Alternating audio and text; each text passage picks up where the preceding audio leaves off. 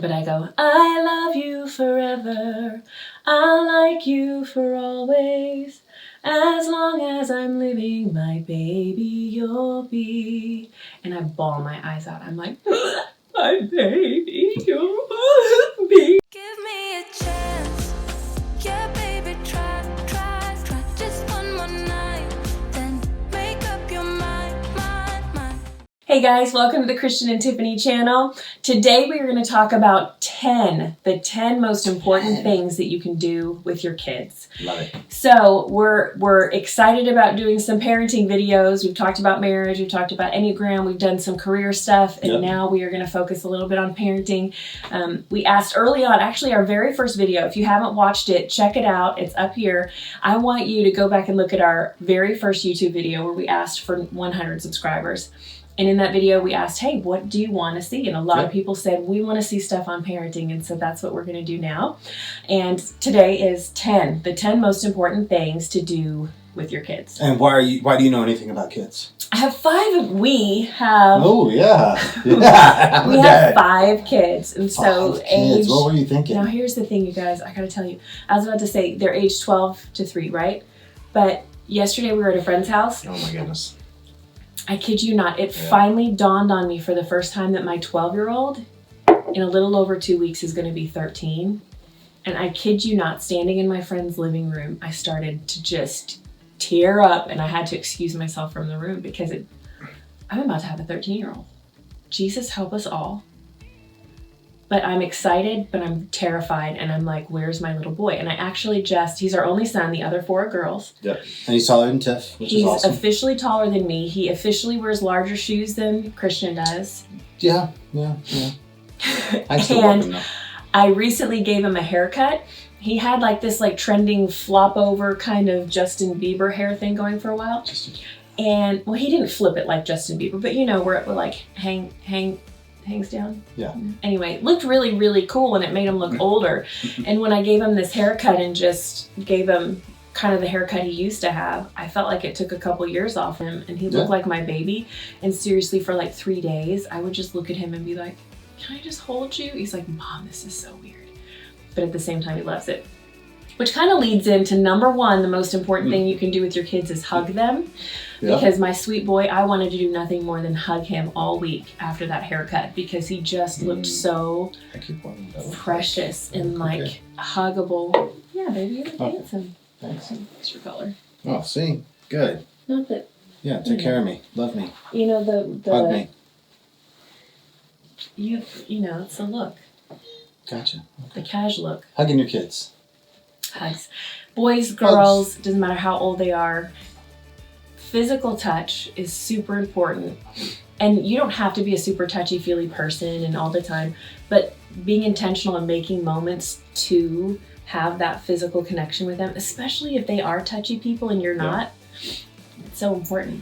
Well, and I think too for guys, right? So what happens with our little girls is they're little and we throw them in our laps and we're playing and we're hanging out. And they get older, and all of a sudden there becomes this age where women mature. Sometimes they're 11, sometimes they're 12, and all of a sudden, sometimes they're 9, and they have breasts. I'm just throw it out there, and all of a sudden, I did, and then it's awkward, like tickling, and you're like, it's awkward for you as the dad, but to them, they're still just your little girl, and so they want to hang out, and so you kind of have to battle some of those insecurities because they might want to be held when they're 21. They might want to cuddle up in your lap and be daddy's little girl when they're 21, when they're 27, when they're 41. They just have that desire. And so I think for men, especially for men, like we just have to get over our own insecurities. Or weirdness. Just work through it and still hold them and tickle them and love on them. And it's a little awkward sometimes. I'm going to be honest. It is. But you just have to get through that because it means the world to them. And so I still make it a point to have my girls come sit in my lap and hang out or tickle them and just be a part. And that shouldn't change because they get 16, 18, 25. We still have to be the dads and do that. Yeah. And our wives still want to be tickled. I'll get a real one out of it. You know my spot. Okay. But I was going to say, you know the book I Love You Forever? No. You know, it's like this mom who like every night she holds her little boy and rocks him back and forth, even when he's 9, when he's a teenager, when he's a grown man, she sneaks into his house. I mean, that part's a little bit creepy. But anyway, it's this intentional idea of always being there physically for your children, because it gives them this sense of security and like groundedness that, you know, you can say the words, I'm always here for you, but sometimes having that physical affirmation that I am physically here and I'm with you means so much.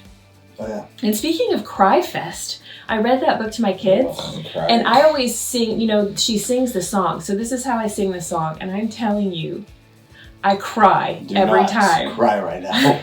I cry every time I read this. We're on camera. Seriously, comment below if you cry with that book.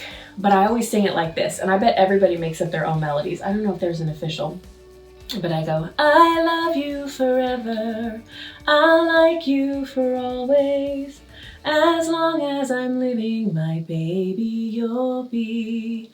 And I bawl my eyes out. I'm like, my baby you'll be. So that's kind of a side note, but it's just to say there's so much emotional connection that happens with holding your little ones and holding your big ones. And telling them you love them. Number 2. Tell them you love them. There you go. A lot. So that's a verbal affirmation, right? We need to affirm them physically, connect with them, and then with our words. Yeah. Well, so I always say this to all my girls. I've said it since they were little. I'm like, Chapman girls are pretty and smart.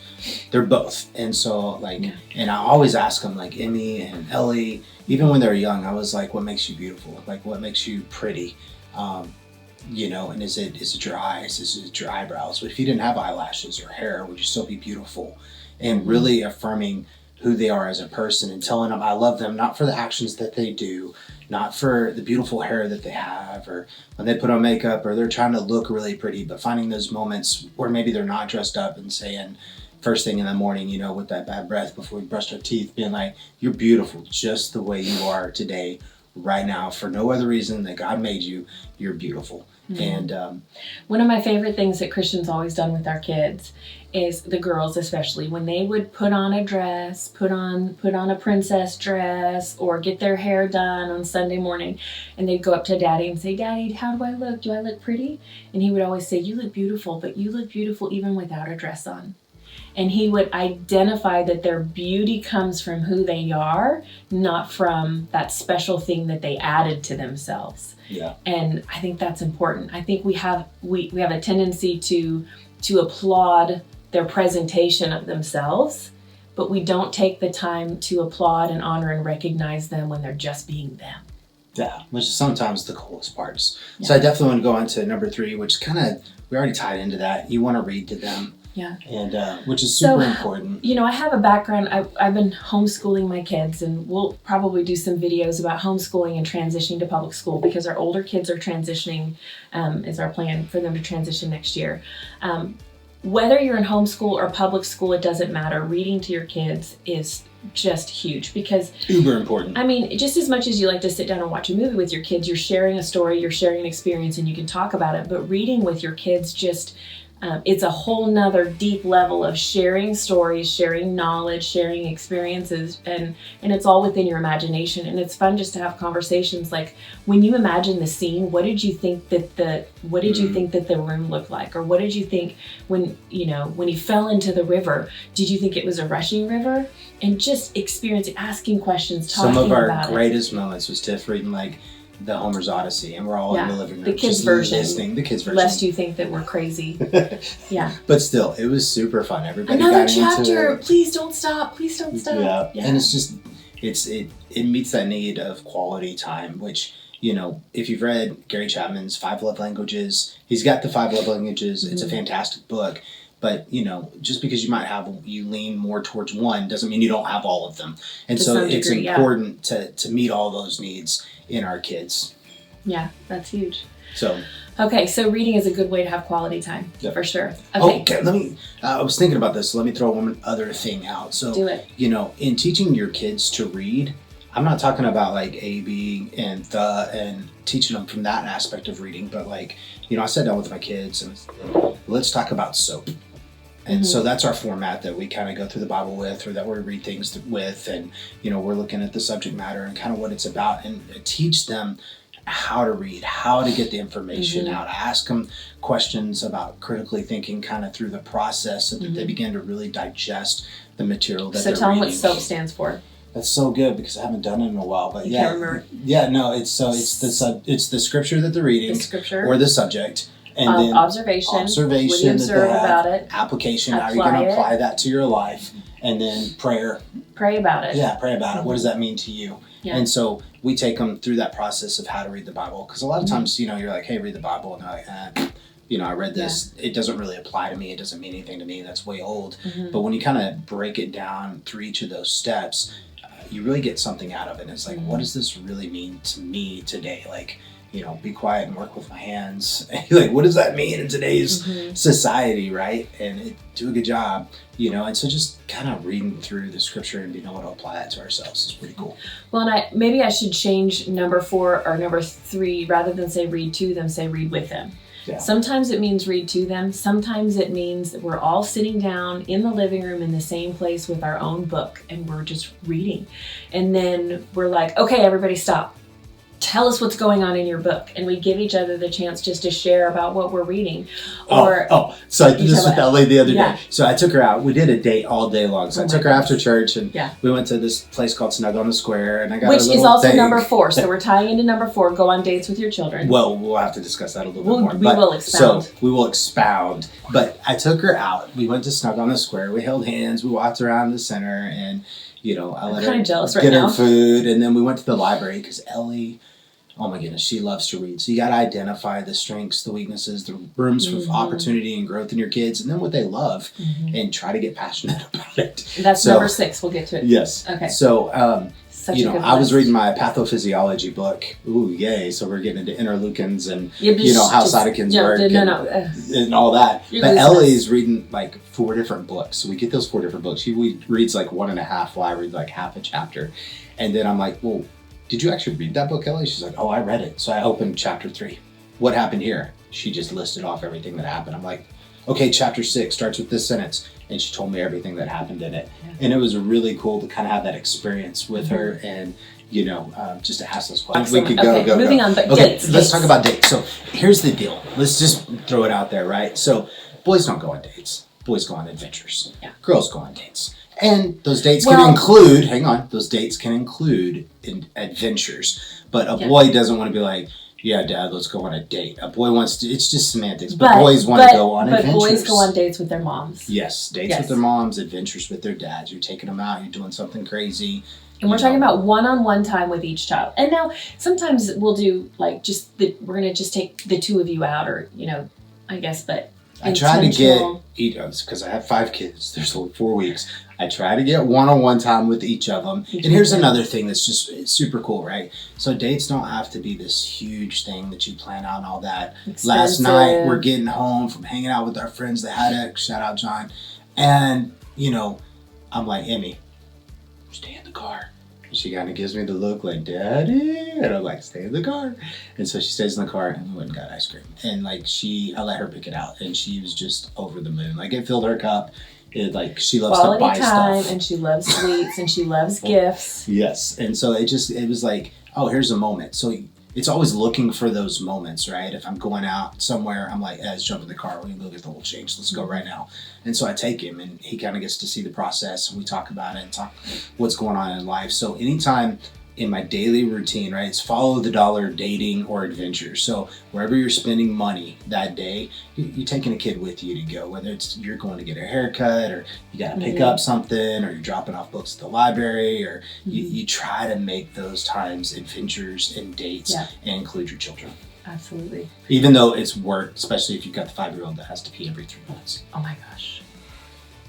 Yeah. Okay. But we do that too. Yeah. Number 5. Invite them into your hobbies. Yeah. So that kind of ties in. Errands are one thing. I got to go do this. I got to go do this. Let's bring a kid along. Let's make a date out of it. But hobbies, sometimes we can be a little bit self-focused and like, this is my thing. I want to go do my, I touched the mic. I want to go do he's like, please don't clap your hands tonight when you're recording this. Anyway. Makes editing so much easier. invite them into your hobbies. So I started inviting Ellie into my hobby of drawing, and she has now far surpassed my drawing. Oh my goodness, we should have showed one of them. I mean, dude, this girl's talent is sick, yo.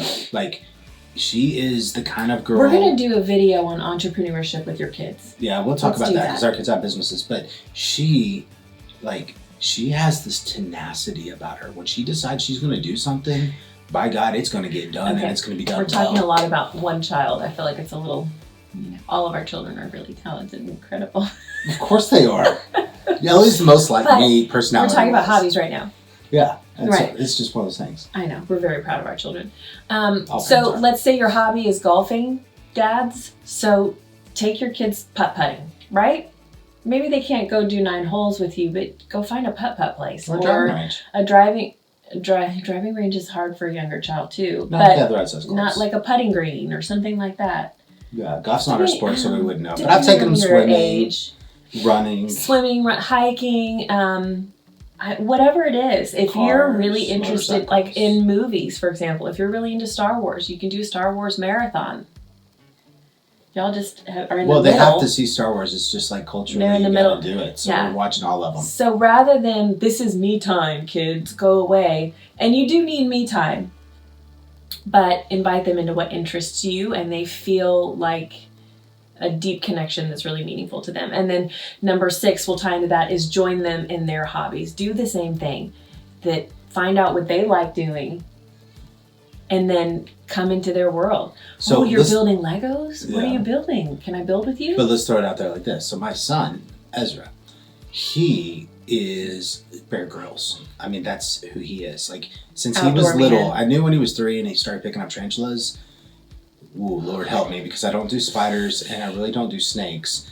And Ezra loves spiders and snakes and all things outdoors. And so, he likes going down to the creek and catching crawdads and making traps and catching fish and bringing home snakes and very large turtles. And even he caught a bass one day, like a massive bass. And I was a little skeptical, but then I saw it.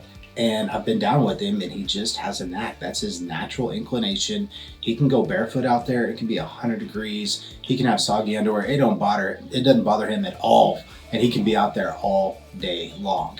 We tried to do video games because, I grew up kind of in that Nintendo era, Sega Genesis. Not his thing. He'd rather be outside for 12 hours. I think one of our favorite family adventures that we have ever done cost us $0. We drove 5 minutes from our house to this concrete culvert that he's been wanting to go explore. Mm-hmm. And all 7 of us took off our socks and shoes, and we walked barefoot through that culvert, catching minnows, catching frogs, exploring, picking flowers. And we walked from one end of this, probably like a quarter-mile culvert, down to the other. I mean, the kids still talk about that adventure. Yeah, it's crazy. But I mean, that means the world to him. If I'll go down to the creek and see the traps that he's built, he loves it. So you have to, it was work in the beginning. For example, she loves baking. Mom, can we please bake? Yeah. But tell you what, if I actually bake with her, if we do it together, it's so much more meaningful than me just giving her permission to go make some cookies, right? Yeah. Okay. Number 7. Learn something new together. Yeah. If they're curious about something, and you could give them an easy kind of surface level answer to their question, or you could say, I know a little bit about that, but let's learn some more about it together. I'm so bad at this. Just today, we were like, Mom, why are we out of school? Why is Dad home from work? So it's MLK Day today, right? That's right. So we're like, well, let me tell you about it. Remember, and so of course I tied it into what we're studying in school, but then we pulled up a couple of YouTube videos and we researched it and we watched it, and I let them listen to his speech and all of those things, and we learned together. It was really fun. It was super cool. Learning to knit together with my daughter is an experience, and so was an experience that we had. Sometimes we sit down and draw together. But let's tie that into, and you might hear kids in the background.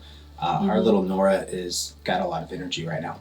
So serving together, because Number 8, is serve together. Super fun. So I've taken Ezra, our last huge serve day at Milestone that we had, we were mowing people's yards. And so Ezra got his group of kids together that like to follow him, and they all went out and mowed and weed eated and just got out there and just served so many houses. I think we mowed 30 yards, and I might be off on that a little bit, but it was like somewhere between 27 and 33. I lost count because the boys just went out and started just covering houses. Like, we'll mow your yard, front, back, side, we'll trim the trees. In one of our neighborhoods here with like single moms and some elderly people, and it was just a really cool experience, and he loved it. And so now he's like, Dad, let's go on a mission trip. Dad, let's go build a house for somebody in a different country. It's great when there's something big, there's some kind of charitable organization or an opportunity that you can jump in, whether you go to a food bank and volunteer, Done that. It's or awesome. you do Samaritan's Purse, the boxes, what is it called? The shoe boxes. Yeah. Those kind of big things where you're a part of something bigger. Just even serving in your own church, like we all serve together on the same Sunday. So while I'm making coffee, my big kids are with the preschoolers, serving and helping. Just that kind of thing is cool. But even just on a smaller micro scale, we're raking our front yard and we rake our neighbors' yards too. That's serving together. That's going above and beyond and helping other people. When we bake cookies, we bake enough cookies to give to our neighbors because we want to show love to them and we want to serve them. Yeah, so there's absolutely. little things that you can do even within your neighborhood, even within your family. You find out somebody is sick, you make them some soup and you go and you deliver it together. Somebody just had a baby, you make them a meal and you take it over. All of those little things, if you include your kids in that process, they understand that there's more important things than meeting your own needs. And my dad, meeting the needs of others. And I'll say this, my dad was a great example of that. On Saturdays, instead of watching some of the cartoons, we would go to the crisis center and we would bag groceries for the homeless or those that were less fortunate, me and both of my brothers, and we'd be there all morning. Now, granted, it was probably an hour, but to us, it felt like 8 hours. And so we were like, but then I started to enjoy it and really enjoy it. And my dad was really good about getting us out there and having us be a part of the community. And it just did something in us, and it stayed throughout, to where I still have a desire to be a part of the community, serve in the community. And I think it's just good overall for their well-roundedness to serve. Yeah. Number 9, host their friends. Hallelujah. With a lot of food. Yeah, because then Why you is know this what's going important? on. You know what's going on in their life. You know who they're hanging around. And let's face it, they start getting 10, 11, 12, 13, 14. Mom and dad aren't the biggest influences in their life anymore. A lot of times it starts becoming their friends, and they begin to open up with their friends in ways that they're not going to open up to you. Not every kid does that, right? There's the ones that do, but a lot of times friends become the major influence. You want to create that environment for them that's safe. You know what's going on in that environment for them. And so a lot of times we'll have their friends come over and let them hang out and do all the things that they want to do. But we can chime in when we hear some of those conversations that might not be or answers to some of the questions. They're like, really? Why do you think that? What do you It gives you a chance to get to know their friends and kind of understand what's happening in the realm of influence. Are my kids influencing them? Are these kids influencing my kids? And what is that influence? Is it good or bad? And how can I influence those kids that maybe have a broken home? Maybe they're in a split family or a blended family and they're having trouble. How can I even serve those kids and give them a safe place to come and hang out maybe when things are rough at home? And I know, let me just speak to you mamas, I know it's overwhelming sometimes, number one, to feel like if I'm going to have anybody in my home, it has to be clean and it has to be put together, and you put this pressure on yourself that your home isn't visitor friendly. It's okay. Let them come into a messy home because they'll just feel like they're a part of the family, that you don't have to put up pretenses for them, that they can just come as you are. This is who we are. This is who you are. Let's just be together. And 2, sometimes mamas, we're just exhausted and we would much rather our kids leave the house and go to someone else's house. Sometimes without even knowing that child's family or that child's environment. And so I just want to caution you, just to always be aware, and this is for moms and dads, always be aware when your kid wants to go to a friend's house. Make sure that you've stepped foot in that house before you allow your child to go. You've been in the bathroom. You know what kind of TV dad might be watching in the living room. You know what's on the kids' tablets. I will say that some of the things that my kids have been exposed to, both scary stuff and both inappropriate stuff, they've been exposed to it because kids just had their phones or tablets out and hey, look at this. And a lot of times if the kids are doing it, it's because they're following the example of their dads. So be very cautious about who you let your kids go, whose homes, how do you say, whose homes you allow your kids go to, and invite kids into your home knowing that you have an environment where they can be safe. Yeah. So, and always have food, because kids always want to come over. If you've got food, you've got snacks, you're casual, you're comfortable, come on in. And honestly, most of the time when my kids have friends over, they're outside. Yeah. In our yard, in our property, in the backyard, in the front yard, they're running around. Ezra built a tree house in our front yard, and so they're out there playing. Having them in your property, in your center, in your area of influence is just huge. It is. It is. And not to say that, like, be friends with everybody. And so I don't want it to come across as don't have these kind of friends. Yeah. Or that home's wrong or bad. It's not that at all. It's about awareness. It's about awareness and knowing what's going on and what influences and the conversations that you're going to need to have. And so those are 10 of the most important things to do with your kids. I want to add a bonus. Number 10. Oh yeah, talk about your faith. That's good. Okay, talk about your faith. Last one. Do it. Talk about your faith. I think a lot of times these days we feel like it's the church's job to educate our kids on our belief. And whether you're a Christian or you're not a Christian, I don't want you to turn this off. But ultimately, we're speaking from a perspective of being Christians and that we go to a Christian church. And a lot of times we think, well, we take our kids to church so that they can learn about God. Right. We take them to Sunday school so they can learn the Bible lessons. And we go to church so that we can learn. And sometimes it gets just kind of segregated to Sunday mornings rather than it being a part of your family dynamics and your family conversation and in your language. And so if you're willing to talk about your relationship with God with your children, they'll be willing to talk to you about their relationship with God. Any questions that they have, any concerns that they have, any exciting things that happen in their life when maybe they pick up the Bible and they read something and it's cool. You want them to feel like they can come to you and be like, hey, I read this in the Bible. This was cool. Or this was weird. What does this mean? If there's an open dialogue about your faith, you can grow together in it. One of the things that we do in the mornings before we start school, and whether you homeschool or not, you can still implement this, but we have 20 minutes of Bible study where we all sit down with our Bibles and we read for 20 minutes. And then we write down, the SOAP method we were talking about. We can journal about what we read about, or we just talk about it. Like, hey, I'm reading about David and Goliath right now, and it's really cool. And, I like how bold and confident David was, or whatever. Yeah.